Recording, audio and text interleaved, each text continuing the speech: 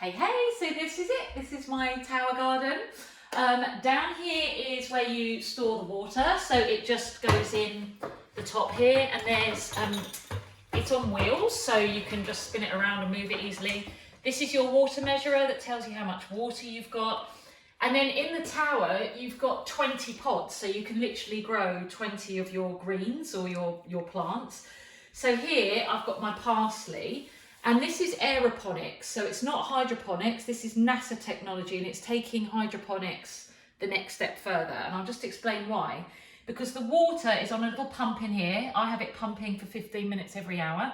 It pumps up through the central column, over the top. These are the lights, so you can grow all year round. So I've been growing these right from January.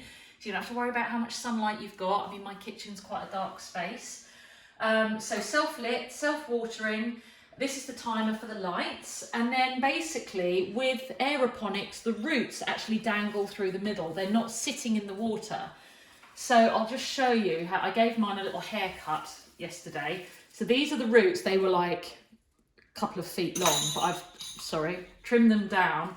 And so this is my parsley, and I've got 20 different things growing. So I've got my chili peppers here. I've got rocket, which is so peppery and spicy. I mean, the leaves are amazing, so big and healthy. I've got some green beans down here, and then I've just planted up some new rocket there. And then I'm actually planting other things. So I've got some wheatgrass. This is the rock wool that it grows in. And then it has vermiculite on top and just your seeds. So I actually grow mine now in the tower. I've got my basil. I've got some new kale growing here. And then these pods I've just planted up. I've got red lettuce and chard. This is my lovely big kale plant. All my different lettuces that I've got going. Mint I've just planted. I mean, this was only yesterday, so they're not going to be coming through yet, but it just gives you an idea.